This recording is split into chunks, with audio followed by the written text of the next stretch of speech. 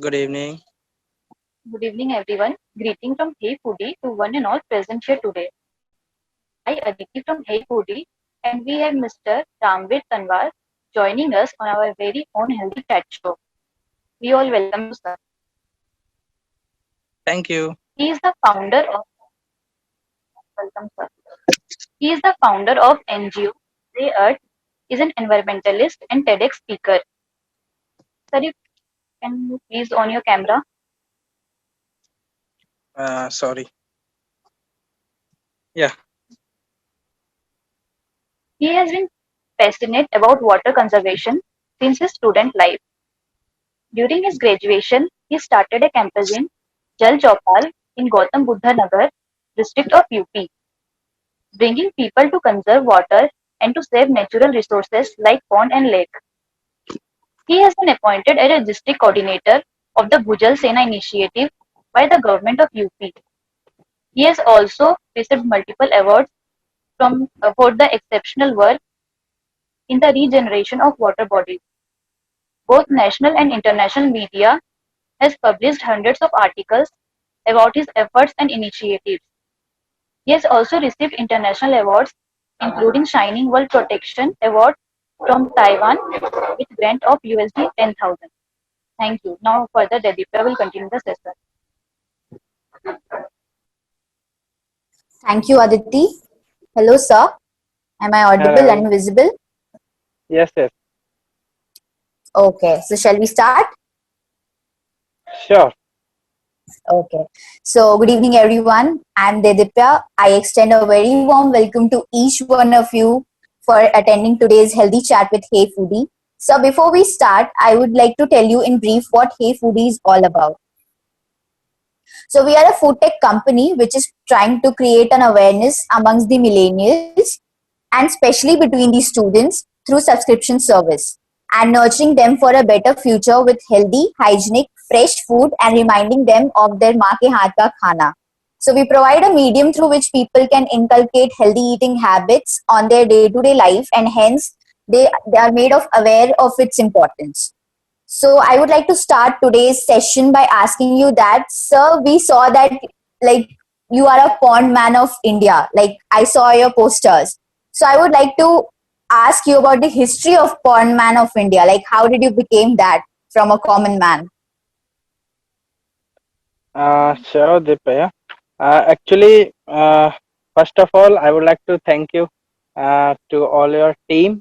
Uh, you gave me such good opportunity to introduce myself in front of you, your team, and I also like the Facebook page of Hey Foodie, and I also read about it. So you really, it's a great initiative you are doing. So Thank you thank so you much, again, sir. and thank you again for this beautiful question. So the history of pond man is not too much interesting, but फिर भी मैं share करना चाहूंगा इसको. So I hope there is no problem with Hindi or English, all the Nothing, audience. nothing. No issues, sir. No issues. Whichever language Feel you are comfortable in. yeah, I feel more comfortable with Hindi. तो मैं जब ये actually अगर starting की ही बात करें तो ये स्टार्ट हुई मेरे 10th क्लास से, बिकॉज मैं पहला ऐसा परिवार का सदस्य था या सदस्य हूँ अभी भी जिसने 10th क्लास पास की.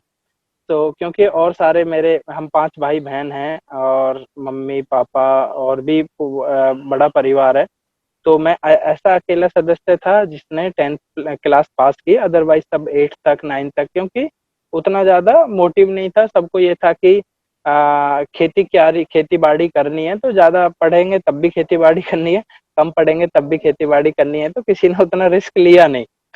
तो लेकिन मैं था और मैंने 10th क्लास पास किया जिद से, और पास ना किया, मैंने अपना स्कूल टॉप कर दिया गलती से. तो तब गांव वालों ने आके मेरे परिवार को बधाई दी कि आपका बेटा तो कुछ कर सकता है, आपको आगे पढ़ाना चाहिए इसको. तो दैट वाज टाइम कि हाँ, और ये था पहले, तो ये था कि हो गया सो हो गया, इतना बहुत है. बट लेकिन जब घर वालों को लगा कि हाँ सच में कुछ कर सकता है या फिर आगे हो सकता है इसकी नौकरी लग जाए कोई, क्योंकि मेन टारगेट था कि नौकरी लग जाएगी अगर ज़्यादा पढ़ा दिया तो इसको। तो इसलिए मेरा 11th क्लास में एक एडमिशन हुआ और वहाँ से ये सारी चीज़ें स्टार्ट हुई कि मैं गाँव से बाहर निकला। उससे पहले तक मेरा जो पूरा रूटीन था, वो यही था 6, 7, 8, 9, 10 तक कि स्कूल से आना और अपना बहुत सारी गायें, भैंसें थी, उसको ले जाना और जंगल में चुगाना। तालाबों से लगाव भी इसी कारण था पूरा कि वहाँ पे ही तालाब हुआ करते थे, खेत थे, पूरी सारी चीज़ थी कि भैंसों को छोड़ दिया पूरा जंगल में और वहीं तालाब किनारे खेले, वहीं पे मिट्टी के घर बनाए, वहीं पे स्कूल का होमवर्क पूरा किया। तो इसलिए नेचर से थोड़ा लगाव था। लेकिन जब ये हुआ कि 4-5 साल में पूरा 5-6 साल में उतना बदलाव मुझे देखने को मिला कि इतनी जल्दी यहाँ पे कभी तालाब था और अभी नहीं है। मात्र 5 साल में तालाब गायब हो गया और तब तक मैंने मात्र 12th क्लास पास की थी। तो उसके बाद 12th क्लास मैंने पास की उसी स्कूल से और नंबर आया मेरे ग्रेजुएशन का। तो ग्रेजुएशन के में एक चैलेंज था कि बिना कमाए उस तरह से नहीं कर पाएँगे, तो मैंने एक छोटा-सा कोचिंग सेंटर घर में ही डाला और शुरुआत में मेरे पास 2 बच्चे थे और पेरेंट्स में मुझे अपॉर्च्युनिटी मिली, एक पेरेंट्स मेरे पास आए कि मेरे पास 2 बच्चे हैं और दोनों बहुत नालायक हैं। मैं चाहता हूँ कि ये 33% इनके आ जाए, तो मेरे लिए बहुत है। क्योंकि मुझे नहीं है कि ये पास हो सकते हैं। तो मुझे भी लगा कि मेरे पास भी अपॉर्च्युनिटी है अपना स्किल को दिखाने की, तो मैंने उनको पढ़ाया और उनका अराउंड 80% 10th में आया। तो उसके बाद मेरे पास बच्चों की लाइन लग गई और मेरा एक बड़ा कोचिंग सेंटर बन गया वो और वहाँ पे मतलब 50 टू 70 स्टूडेंट रोज़ मैं पढ़ाता था। रोज़ कॉलेज आता था बीटेक करने और वहाँ से आके आई थिंक 4 बजे से मेरा स्टार्ट होता था और पूरा वो मैं कर रहा था। उसके बाद मैंने जॉब भी मुझे मिली मल्टीनेशनल कंपनी में। लेकिन जब मैं अपना ये ट्यूशन चला रहा था तो तब हम बच्चों के साथ डिस्कस किया करते थे कि गाँव में किस तरह से सबमर्सिबल पंप आजकल लगे हुए हैं, है ना? किसी को आधे लोगों ने तो अपना वो स्टार्टर ऑन ऑफ करने का कुछ जुगाड़ ही नहीं है उसमें। लाइट आएगी तो अपना आप चल जाएगा, लाइट चली जाएगी तो अपना अगर पूरी रात लाइट तो आपने म्यूट कर लिया अपने आप को। हाँ, सॉरी कॉल आ गई थी। ओके ओके, कोई बात नहीं। हाँ, हाँ, हाँ, हाँ, हाँ। तो उस तरह का हम डिस्कस किया करते थे। तो लेकिन ये हुआ कि ये सिर्फ़ एक डिस्कशन था और उसमें हमने डिसीज़न लिया कि हम देखिए ज़्यादा कुछ तो नहीं कर पाएँगे, पढ़ाई भी इतनी ही इम्पोर्टेंट है हमारे लिए और मेन मकसद है अभी पढ़ाई करना, अच्छे मार्क्स लाना। तो हमने अपने हाथ से लिखे हुए कुछ पैम्पलेट्स लिए कि चलो स्टार्टिंग एक करते हैं विदिन आवर कैपेसिटी। तो हमने वो घर-घर बाँटे और बच्चों ने घर-घर जाके बताया कि इस तरह से हम पानी बचा सकते हैं और इस तरह से आप वेस्ट करने से आप बच सकते हैं और ग्राउंड वाटर एक हज़ारों सालों में जाके तैयार नेचुरल रिसोर्सेज़ हुआ है, आप 1 मिनट में उतना ज़्यादा पानी बर्बाद कर देते हैं, तो ये सही नहीं, इस तरह के स्लोगन्स लिखे हुए थे उसमें। तो ये था उसकी नेक्स्ट स्टेप में हमने एक गाँव में चौपाल बनी हुई है, तो चौपाल में अपने-अपने पेरेंट्स को इकट्ठा करके बताते थे, मैं वहाँ पे स्पीच देता था और भी बच्चे अपना बताते कि उनके दिमाग में क्या आता है पानी को बर्बाद होके देख के। तो ये था लेकिन ये जब हम कर रहे थे तो ये एडमिनिस्ट्रेशन की नज़र में आया, गवर्नमेंट ऑफिसर्स की नज़र में आया, मीडिया की नज़र में आया कि कुछ बच्चों ने इस तरह का इनिशिएटिव लिया है। तो वहाँ से हमें कॉल आना शुरू हुआ दूसरे गाँवों से भी और एडमिनिस्ट्रेशन से भी कि आप एक अच्छा इनिशिएटिव है आपका और हम आपका हेल्प करना चाहते हैं। तो एडमिनिस्ट्रेशन ने और गाँवों में भी किया, कई बार डीएम सर हमारे साथ आने लगे जल चौपाल में, हमको बुलाने लगे। तो आस-पास के गाँवों में एक पहचान बन गई कि एक लड़का है जो पानी के ऊपर चौपाल लगाता है, अखबारों में आने लगा। तो उसी टाइम पे ये था, लेकिन डीएम साहब ने उस समय के जो डीएम साहब थे, उन्होंने एक डॉक्यूमेंट्री बनवाया और अपने डिस्ट्रिक्ट में नोएडा, ग्रेट नोएडा जितना भी है, दिल्ली के आस-पास उन्होंने ऑर्डर दिया कि जितना भी सिनेमा हॉल्स है, आप उसमें मूवी स्टार्ट होने से पहले नेशनल एंथम की तरह ये चलाएँगे। तो उसमें मेरा एक 2 मिनट का डॉक्यूमेंट्री था, उससे क्या हुआ, उससे एक अ, सोसाइटी या फिर क्लास मैं कहूँगा उन लोगों तक ये चीज़ें पहुँची, एक इनिशिएटिव पहुँचा, उसमें इंडस्ट्रियलिस्ट थे, उसमें जर्नलिस्ट थे, उसमें और भी कॉर्पोरेट के लोग थे, तो वहाँ तक पहुँचा तो उस समय पे हम जॉब कर रहे थे और जॉब उतना अच्छा था कि हम सुबह 5 बजे हमें पहुंचना होता था ऑफिस, और 2 बजे हमारी छुट्टी भी हो जाती थी। तो 2 बजे के बाद पूरा दिन बचता था कि जब हम इस तरह की एक्टिविटी अपनी कर सकते थे। तो वहां से हमें कॉर्पोरेट सपोर्ट के लिए फोन आए। तो पहला हमने तालाब किया, और पहले तालाब पे हमने कुछ नहीं किया, सिर्फ वहां पे क्लीन ड्राइव किया। जो वॉलंटियर्स हमारे साथ जुड़े थे, बहुत सारे लोग हैं जो मल्टीनेशनल में या कहीं पे भी जॉब करते हैं, वो चाहते हैं कि सैटरडे संडे में हम किस तरह के इनिशिएटिव में पार्ट बने और कुछ अच्छा करें, हमारे हाथों से कुछ अच्छा हो जाए। तो उस तरह के लोग थे, तो उनको एंगेज किया और एक क्लीन ड्राइव किया हमने, छोटे छोटे क्लीन ड्राइव। आप गार्बेज उठाइए, घास काटिए, इस तरह के लोग थे। तो वहां पे हम किसी ने सजेस्ट किया कि आप कॉर्पोरेट भी आपको ये सपोर्ट कर सकते हैं फाइनेंशियली।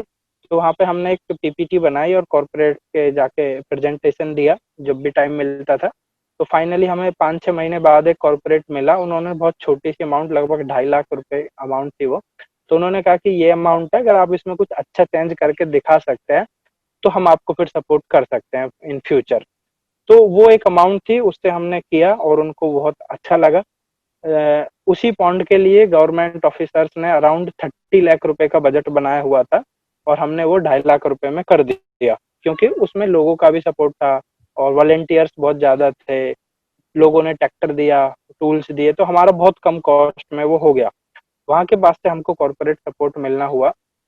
फिर हमने अपनी जॉब छोड़ दी। आ, उस समय पे हमारे बॉस ने पूछा भी कि रीजन आपको डाल के जाना पड़ेगा इसमें कि क्यों छोड़ रहे हो इसको।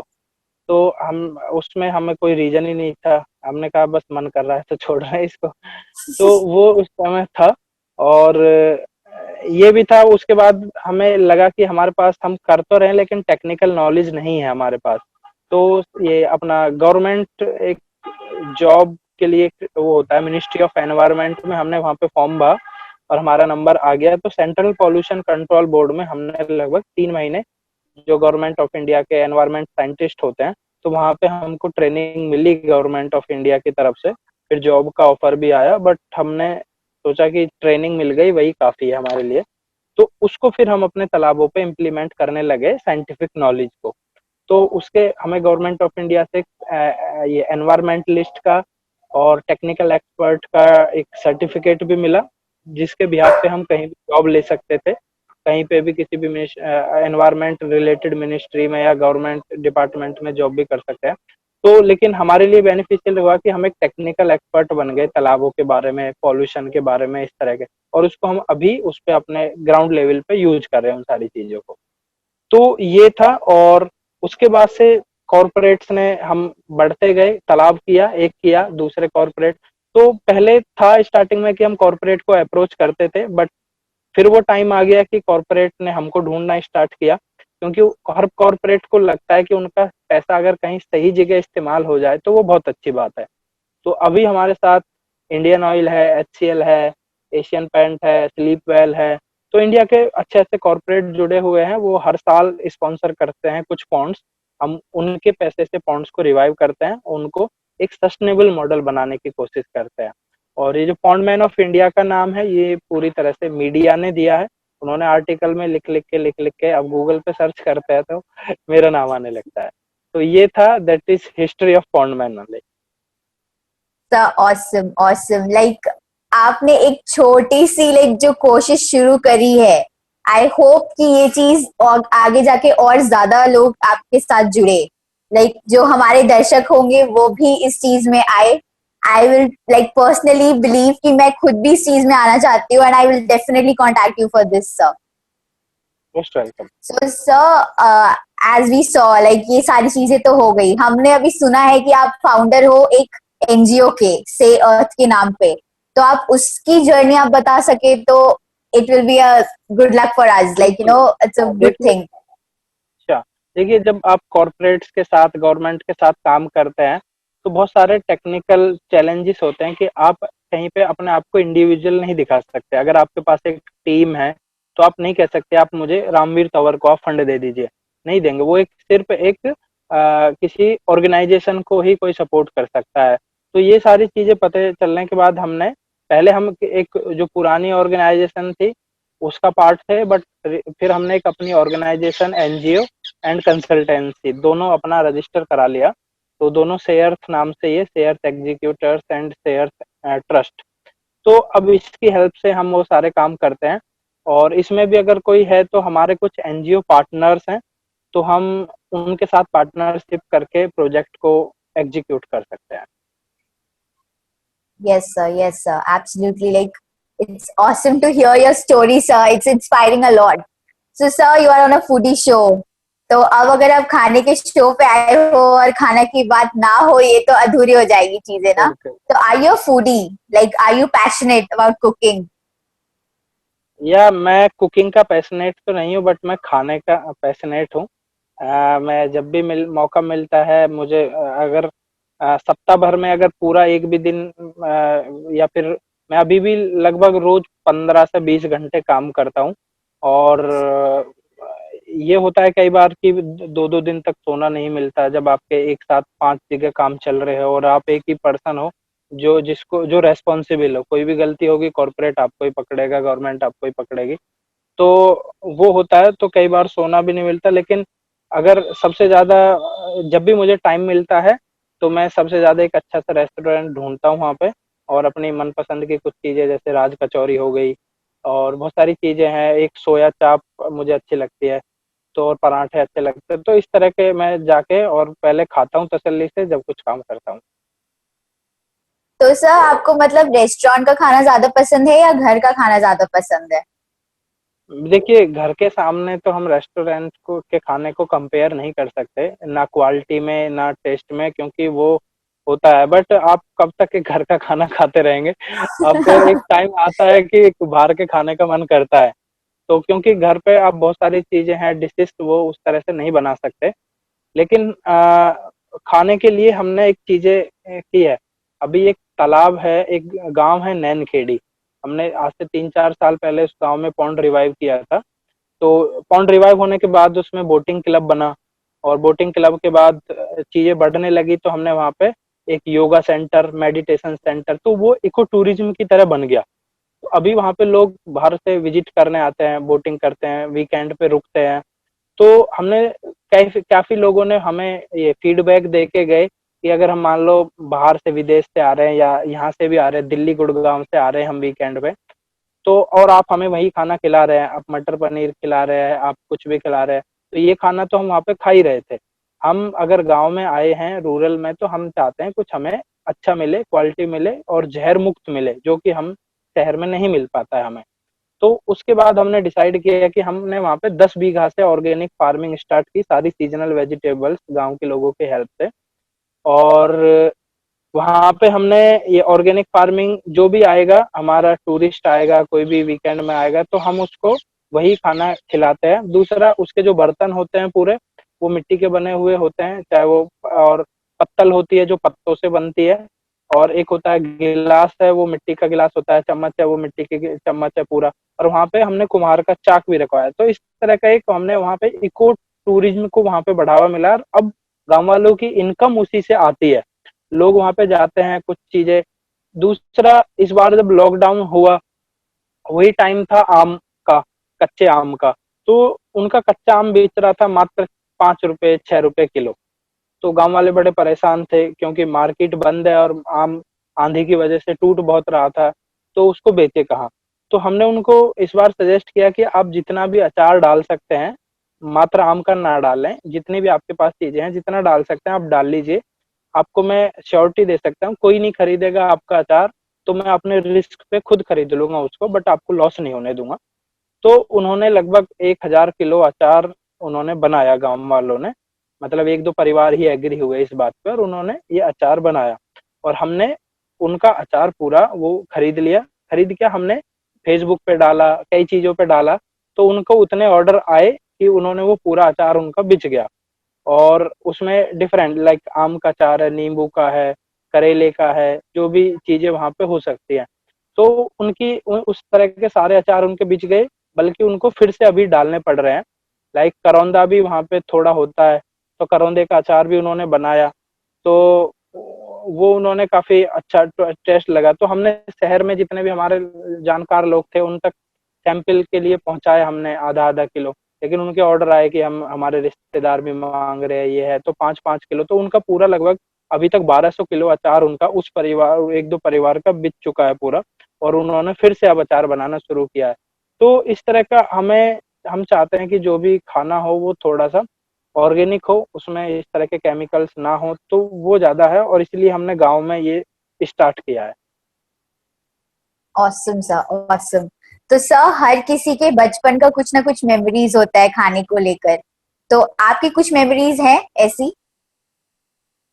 बिल्कुल, देखिए हमारी मेमोरीज तो उतनी ज्यादा है नहीं, लेकिन हमारा इतना है कि जब एक चीज होती है, उनको शायद हो सकता है मैं अपनी रीजनल लैंग्वेज में कुछ और कहूँ उसको, आप कुछ और कहें, तो एक कचरा होता है जो खेतों में ऐसे ही होता है, इतना उसकी तरह तरबूज की तरह वो होता है।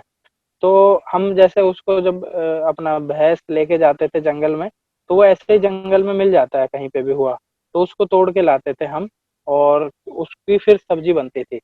तो वो बड़ी स्वादिष्ट, हम उसको कई बार राम कचरिया इस तरह से अपने रीजनल नेम से उसको बोलते थे। छोटी होती थी, परवल की तरह, परवल जैसा होता है वो छोटा सा। तो एक बार यस मैंने सर। उसको दुकान पे देखा, तो उसकी बहुत मतलब बहुत महंगी सब्जी है वो, जबकि हमें जंगल जाते थे तो ऐसे तोड़ के ले आते थे उसको। तो उसकी सब्जी हमें बड़ी अच्छी लगती थी, लेकिन अब ना तो वो दुकान पे दिखती है हमें, ना उसको हम खा पाते हैं। हाँ सर, अभी तो लॉकडाउन में तो सब कुछ बंद हो गया एक्चुअली देखा जाए तो सर, ये पैंडेमिक में हर किसी ने कुछ ना कुछ सीखा है, तो आपने क्या सीखा इस पैंडेमिक में? पेंडेमिक में मैंने कई चीजें सीखी हैं। मैंने पेंटिंग का को शौक किया थोड़ा सा और मैंने छोले भटूरे भी बनाने की कोशिश की। और मैंने एक जो कुछ वीडियो बनाई, क्योंकि जब मन कुछ काम नहीं था तो उल्टे सीधे काम किए, अपना गाना गाया, डांस किया तो वो सारी चीजें थी जो किया उसमें। बट जो बहुत सारी चीजें हैं, तो मुझे लगा कि किसी ने मुझे सजेस्ट किया कि अभी आपके पास कुछ काम नहीं है पेंडेमिक में, तो आप ये कर सकते हैं, अपनी बायोग्राफी लिख सकते हैं बचपन से लेके अभी तक, कि कभी हो कुछ एक दो मूवी डायरेक्टर्स ने भी पिछले 2 साल पहले संपर्क किया था, हॉलीवुड मूवी डायरेक्टर्स ने, कि हम द पॉन्डमैन नाम से एक 90 मिनट्स की मूवी सोच रहे हैं, तो उसके लिए हमें आपकी लाइफ स्टोरी चाहिए। तो उसको नाम मैं डिस्क्लोज नहीं कर सकता, बट ये है कि उसके लिए भी मैंने काफी काम किया, अपना जब भी टाइम मिला मैंने चीजें याद कर करके उसमें पूरा लिखी। और ये सीखा तो मैंने यही है, कुछ चीजें सीखी है मैंने, जैसे छोले भटूरे बनाने सीखे हैं, और मैंने कुछ वीडियो एडिटिंग मुझे नहीं आती थी, वीडियो एडिटिंग सीखी है। कुछ ऐप, ये अपना कुछ ऐप्स हैं या सॉफ्टवेयर है जिनसे हम अपने पोस्टर डिजाइन कर सकते हैं, तो वो सीखे हैं मैंने इस तरह से। We wish you luck for your movie sir, जब भी आएगा हम लोग जरूर जाएंगे देखने के लिए। तो सर, अभी जो मूवी से मुझे याद आया कि अभी आप देख रहे हो कि बॉलीवुड में क्या चल रहा है, तो क्या डिप्रेशन, लाइक सुशांत सिंह राजपूत का नाम अब डिप्रेशन के साथ जोड़ा जाता है, तो बिल्कुल डिप्रेशन आज के लोगों में बहुत कॉमन हो गया है, ऐसा क्यों? लाइक बिल्कुल। आपका क्या पॉइंट ऑफ व्यू है इस चीज पे? देखिए डिप्रेशन, हालांकि ये मुझे उसका सही से पता नहीं है, क्योंकि ये कोई ऐसी चीज नहीं है कि हम किसी को, सामने वाले को देख के बता सकें कि हाँ ये तो डिप्रेशन का शिकार है। क्योंकि हो सकता है सुशांत की तरह लोग हंस रहे हों और अंदर से डिप्रेशन में हो, तो ये देख के तो बताना है। कई बार अनहोनी होने के बाद ही हमें पता चलता है कि ये बंदा डिप्रेशन में था, या कई लोग होते हैं वो चुपचाप बैठे रहते हैं, या फिर सूजन आ जाती है मुंह पे, तो तब भी कई बार पता चलता है। तो कई बार तो ये होता है कि हमें एक्सपेक्टेशन कुछ ज्यादा हो जाती है अपने लाइफ के साथ, है ना। हम हर किसी से एक्सपेक्टेशन करने लगते हैं कि ये मेरे लिए ऐसा करेगा, ये मेरी वाइफ या फिर मेरा परिवार मेरे लिए ऐसा करना चाहिए उनको। तो लेकिन जहाँ पे जैसे एक्सपेक्टेशन हमारी टूटती हैं, हमारी उम्मीदें टूटती हैं, या फिर हमारा जो फ्यूचर प्लान होता है वो हमें डगमगाता दिखता है, तो हम डिप्रेशन में जाने लगते हैं, हमारी उम्मीदें बहुत सारी हो जाती हैं। इसलिए कई बार लोग भी मुझसे पूछते हैं कि आपका फ्यूचर प्लान क्या है, आप कितने वाटर बॉडी रिवाइव करना चाहेंगे, अगली साल आप कितनी वाटर बॉडी रिवाइव करने वाले हैं। तो उस समय पे मेरा ये जवाब रहता है कि देखो, जब मैंने स्टार्ट किया था ये, तो तब ऐसा कुछ नहीं था कि मैं मेरा कुछ टारगेट था कि मैं इतनी बॉडी वाटर बॉडी रिवाइव करूंगा। मुझे नहीं पता था कि मैं एक वाटर बॉडी भी रिवाइव कर पाऊंगा, और आगे भी मुझे नहीं पता, हो सकता है कल को मुझे कोई किसी जॉब में इंटरेस्ट आने लगे कल को मुझे, या कल को मुझे एक ऑफर आए कि आपको जाके विदेश में रहना है, आपके लिए सब कुछ फ्री रहेगा वहां पे तो मैं तो छोड़ छाड़ के भाग जाऊंगा तो मेरा कोई फ्यूचर प्लान नहीं है। मुझे ये काम अच्छा लग रहा है, जब तक मुझे सपोर्ट मिल रही है परिवार की, मुझे सपोर्ट मिल रही है लोगों की, तब तक मैं कर रहा हूँ, है ना। ऐसा नहीं है कि कल को मेरा काम खराब हो गया तो मेरे अंदर उतनी स्किल है कि मैं फिर से कोचिंग सेंटर खोलूंगा और कमाने लग जाऊंगा, अपने परिवार का मैं पेट भर सकता हूँ, उनको अच्छे से ये मेंटेन कर सकता हूँ। तो क्योंकि कोई उम्मीद ही नहीं है किसी से कि वो मेरे लिए कुछ करेगा, तो इसलिए हो सकता है कि डिप्रेशन में भी ना आए। तो सबसे पहले जो डिप्रेशन का मुझे रीजन लगता है, वो हम बहुत ज़्यादा उम्मीदें पाल लेते हैं आस-पास के लोगों से, समाज से, सब चीज़ों से, और जैसे उम्मीदें टूटती हैं तो हम अपना सोच विचार में बहुत ज़्यादा गहरे चले जाते हैं और उसी को आई थिंक डिप्रेशन कहते हैं। I may be wrong but I think so. Yes, sir. No one is sure until and unless we don't like touch wood. We should never do that. But then you never know. It's like we have not seen the future. So, sir, as you were saying, like आपको लगता है कि like good relations maintain करना बहुत जरूरी होता है family और friends के साथ? बिल्कुल, देखिए आपको बैलेंस तो बना के चलना ही पड़ेगा, है ना। आप मान लो 24 घंटे आप तालाबों पे या फिर अपनी जॉब को ही टाइम दे रहे हैं, आपकी अपनी जॉब है और आप फैमिली की तरफ ध्यान नहीं दे रहे हैं, तो इसके आपको फ्यूचर में इफेक्ट्स देखने को मिलेगा, रिजल्ट नेगेटिव देखने को मिलेगा। तब आपका परिवार, हाँ, कई बार हो सकता है कि जैसे अब मेरे सामने तो ये चैलेंज है, अभी मेरा चंडीगढ़ में, हरियाणा में, उत्तर प्रदेश में एक साथ काम चल रहा है, तो मुझे हो सकता है मैं 5 दिन वहाँ पे रुकूँ, 4 दिन वहाँ पे रुकूँ, तो कई बार परिवार को समय नहीं दे पाते। लेकिन ये है कि मैं ट्राई करता हूँ कि मेरे जो पुराने फ्रेंड्स हैं, चाहे वो मेरी साथ पहली क्लास से लेके 9, 10th, 11th, 12th कॉलेज में जितने भी हों, जब भी वीकेंड में टाइम मिले उनको फ़ोन करो, उनके साथ बात करो, ताकि रिलेशंस मेंटेन होते रहें, है ना। आपके बच्चे, मैं एक चीज़ शेयर नहीं करता मैं ऑफिशियली, और ना मेरे ज़्यादातर लोगों को पता है कि मैं एक एक चाइल्ड मैरिड की कैटेगरी में आता हूँ मैं, कि मेरी शादी जस्ट 12th क्लास के बाद ही हो गई थी। तो उसके बाद अभी मेरी एक बेटी है। तो कई बार हमें भी डर लगता है कि यार काम के चक्कर में हम अपनी बेटी को, ऐसा ना हो अपनी बेटी को समय ना दें और वो एक गाइडेंस की वजह से गलत ट्रैक पे चली जाए, या फिर उसको टाइम ना मिले, या फिर जैसे अब हो सकता है कि कई बार हमारी जो चाइल्ड मेमोरी है, जब भी अभी आपने डिप्रेशन की बात करी, तो मैंने एक चीज़ पढ़ी थी कि जब भी हम डिप्रेशन में जाते हैं एक एडल्ट एज में, तो हमारी जो चाइल्ड मेमोरी है या पेरेंटल मेमोरी है, तो पेरेंटल मेमोरी हमें बाहर लाने में सबसे ज़्यादा सहायक होती है, कि अभी मेरी कुछ उम्मीदें टूटी हैं किसी से, चाहे वो लव रिलेशनशिप है, अफेयर है, कुछ भी बिज़नेस बिज़नेस में बहुत बुरा लॉस है। तो उस टाइम पे मैं गलत डिसीज़न लेने से पहले अगर मेरी पेरेंटल मेमोरी अच्छी है, माँ-बाप के साथ अच्छी यादें जुड़ी हुई हैं, तो वो मुझे खींच लाती हैं गलत डिसीज़न लेने से पहले कि किसी को मेरी परवाह है और कोई मेरे लिए परेशान हो सकता है। तो हमें इसलिए अपने परिवार को उतना समय देना चाहिए कि उसको हम, ना अभी हमारा फिजिकल उसके साथ अटैचमेंट हो, बल्कि फ्यूचर तक भी उसकी हमारी मेमोरी उसके साथ जुड़ी हुई रह सके। बिल्कुल सर, आपने बिल्कुल सही बोला। तो sir, any like this is the last question because we are running short of time. So any message which you want to give to the people who are watching you or who's gonna watch you? बिल्कुल, देखिए मैं सबसे पहले तो ये कहता हूँ कि बहुत सारे रोज़ कुछ लोग कनेक्ट करते हैं, रोज़ बहुत सारे लोगों के ईमेल मैसेजेस आते हैं और वो कहते हैं कि हम भी, बहुत सारे लोग हैं कि वो अपनी प्रॉब्लम दूसरे लोगों से सॉल्व कराना चाहते हैं। लाइक अभी जैसे आप भी बोलो कि मेरे गाँव में एक तालाब है और मैं गाँव में ही रहती हूँ, बट मैं चाहती हूँ कि आप हमारे गाँव में आके तालाब को रिवाइव कर दें। और मैं आपसे अभी कहूँ कि आप चलो, आप स्टार्ट करिए, बैकअप के लिए मैं सपोर्ट दूँगा, आपको टेक्निकल सपोर्ट दूँगा, आपको ये सारी चीज़ें दूँगा। तो आप कहने लगो ना, ना, ना मेरे बस की नहीं है, मैं तो जॉब करती हूँ, आपको ही आके सब कुछ देखना पड़ेगा। तो लोग दूसरे के कंधे पे या फिर दूसरे को ज़िम्मेदारी छोड़कर वो कुछ खुद इनिशिएट नहीं करना चाहते।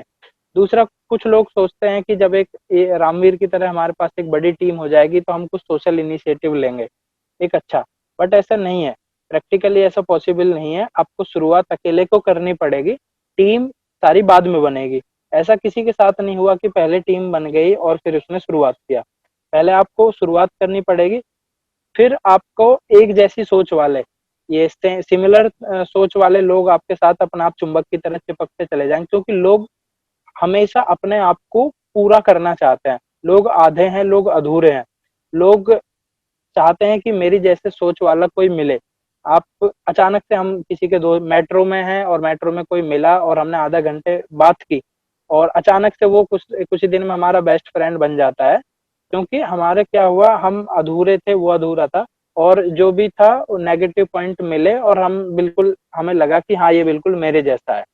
तो जब आप इनिशिएटिव लेंगे, अभी आपको लगता है कि इस काम में कौन इंटरेस्ट देगा, मुझे भी लगता है कि ऐसा काम कौन करता होगा, लेकिन अब है कि मुझे लगता है कि हर कोई यही काम करना चाहता है, बस उसको एक प्लेटफॉर्म नहीं मिल रहा। हर कोई लोग, जॉब वाले जितने भी लोग हैं, वो हर मुझे लगता है कि सब छोड़ छोड़ के भागना चाहते हैं, कुछ करना चाहते हैं अपने बिहाफ पे, अपने पैरों पे, मतलब जो जॉब पे डिपेंडेंट ना रहना पड़े। और बहुत सारे लोग हैं, वो सिर्फ अपने शरीर को ढो रहे होते हैं, सुबह जबरदस्ती मुंह हाथ धो के ऑफिस जा रहे होते हैं, और फिर वापस अपने शरीर को ढो के यहाँ पे ला रहे होते हैं ना, उनका मन नहीं रहता। और ऐसा जरूरी है, मैं नहीं कह रहा कि ऐसा गलत हो रहा है उनके साथ, बट ये है कि अगर आपको मजा किसी भी काम में आ रहा है, तो आपको दोनों हाथों में लड्डू नहीं ले सकते। मैंने भी जॉब इसीलिए छोड़ी थी कि मैं अपने आप से भी कुछ करना चाहता हूँ और जॉब भी नहीं छोड़ना चाहता, तो ऐसा नहीं होगा। लेकिन ऐसा भी नहीं हो सकता कि पहले आप जॉब ही छोड़ दो और बाद में कुछ करो। आप तब करिए जब आपको लगे कि हाँ, अब मैं सेल्फ सस्टेनेबल हूँ और मैं कुछ कर सकता हूँ। हाँ, चैलेंजेस जरूर आएंगे, रिस्क जरूर आएंगे, वो आपको करना है। चाहे आपको जूता पॉलिश करने में तो मजा आ ही रहा है ना, आप वही करिए। तो मेन चीज है, अभी तक देखिए बहुत सारे बड़े बड़े मोटिवेशनल स्पीकर्स हैं। सर आपने म्यूट कर लिया है सर। हाँ सॉरी, फिर से कॉल आ गई। तो कोई बात नहीं सर। हाँ हाँ हाँ हाँ। तो वो लोग हैं, वो सोच, मतलब स्पीच देने में एक बड़ा वो होता है, लोग वो बोलते हैं जो सामने वाला सुनना चाहता है, लेकिन आपकी पारिवारिक आपकी तरह ना हो, सपोर्टिव ना हो, तो वो सारी चीजें हमें, आप खुद अगर आप पैशन को कर रहे हैं तो आई थिंक आपको कभी नहीं आएगी, और आपको लॉस भी होता है, तो आपका पैशन आपके साथ खड़ा रहेगा। आपको Sir, before ending this show, I would like to give my heartfelt gratitude and warm regards to you for giving us your time, precious time. So we at Hey Foodie have our own little way to thank and show love to all our guests. So on your screen, we will be presenting you a certificate of participation and it will be mailed to you shortly.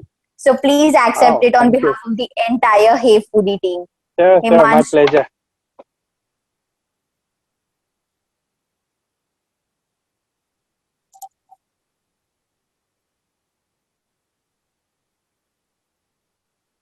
Wow.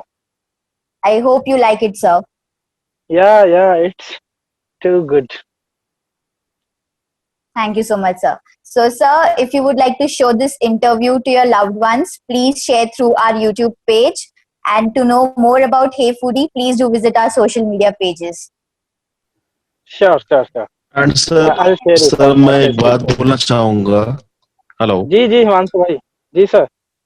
हाँ जी sir. Sir मैं एक बात बोलना चाहूंगा।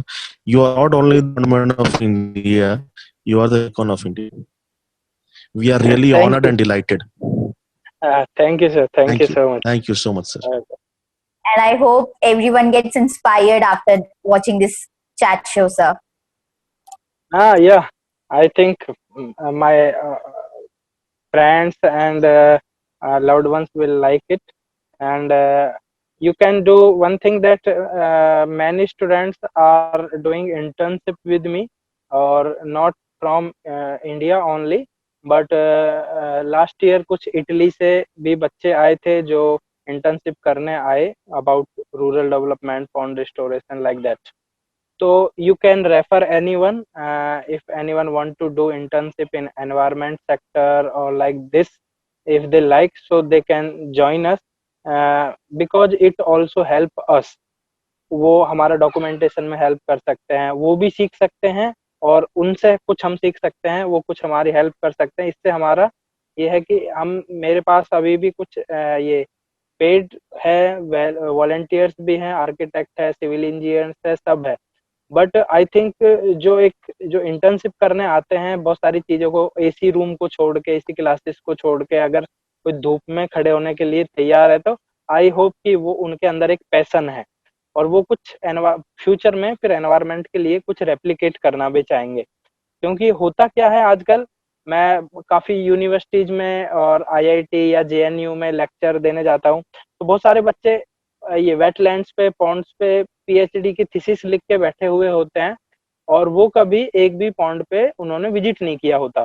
तो ऐसी thesis को लिख के वो कुछ लाइफ में कुछ कर नहीं सकते. हाँ, जॉब जरूर कर सकते हैं, बट वही फिर जॉब करते हैं वो कुछ, मुझे नहीं लगता कि कुछ फायदा है ऐसी जॉब का या फिर ऐसी सैलरी का, जब आपने सच में ग्राउंड पे कुछ नहीं किया, अपने हाथों से कभी सफाई नहीं किया और आपने पीएचडी कर भी लिया उस क्षेत्र में कॉपी पेस्ट करके. तो मैं चाहता हूँ कि ज़्यादा से ज़्यादा बच्चे इस तरह के कामों में इंटर्नशिप करें और फ्यूचर में वो जो भी जॉब कर रहे हैं फिर एनवायरनमेंट का ध्यान रखें.